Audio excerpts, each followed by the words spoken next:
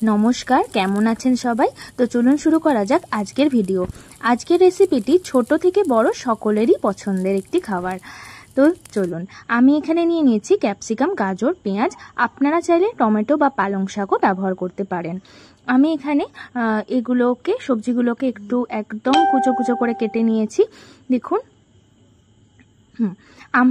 আমি এখানে নিয়ে নিয়েছি 3টে ডিম। আপনারা পরিমাণ মতো ডিমের পরিমাণটা বাড়িয়ে বা কমিয়ে নিতে পারেন। এরপরে দিয়ে দিচ্ছি আমি স্বাদ মতো লবণ, আর দিয়ে দিচ্ছি আমি এখানে কাঁচা লঙ্কা। যদি বাচ্চারা ঝাল খেতে না চায় তাহলে অবশ্যই এটা স্কিপ করে যাবেন, বা গোলমরিচ অল্প ইউজ করতে পারেন যদি বাচ্চা ঝাল খায়। আর এবার দিয়ে দিলাম যে কুটে রাখা যে সবজিটা, সেটা দিয়ে দিলাম। এবার ভালো করে ফেটিয়ে নিয়ে আমি চলে যাচ্ছি ফ্রাইতে।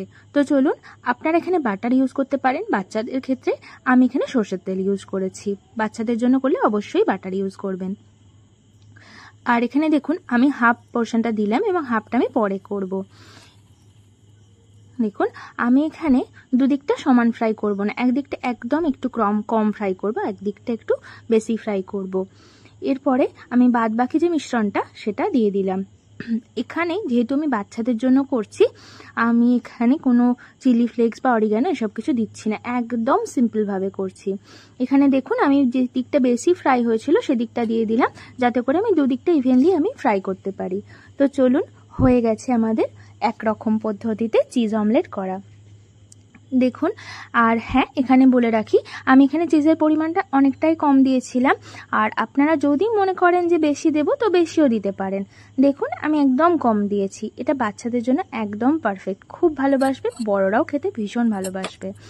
আর এটা স্পেশালি বড়দের স্ন্যাক্স হিসাবেই করতে পারেন, যেহেতু আমি এখানে অরিগ্যানো দিয়েছি বা চিলি ফ্লেক্স দিয়েছি। তো সেকেন্ড অপশানটা এই যে আমি এখানে দিয়ে দিচ্ছি, পুরো মিশ্রণটাই দিয়ে দিলাম, আর দিয়ে দিচ্ছি চিজ। আর আমার কাছে কিছুটা স্লাইস পড়েছিল তাই দিয়ে দিচ্ছি। আর এখানে দিয়ে দিলাম অরিগ্যানো আর চিলি ফ্লেক্স। এটা অবশ্যই ছোটদের খাওয়াবেন না, আর যদি খাওয়ান তাহলে এই অরিগ্যানো আর চিলি ফ্লেক্সটা প্লিজ স্কিপ করে যাবেন। তো দেখুন, হয়ে গেছে আমাদের চিজ অমলেট। ইভিনিং স্ন্যাক্স বা বাচ্চাদের টিফিন দারুণ লাগবে। তো অবশ্যই ট্রাই করে জানাবেন, এবং কোন পদ্ধতিটা আপনাদের সবথেকে বেশি ভালো লাগলো সেটা অবশ্যই জানাবেন। যদি ভালো লেগে থাকে তাহলে অবশ্যই একটি লাইক করে পাশে থাকবেন। আর দেখা হচ্ছে পরের ভিডিওতে। তো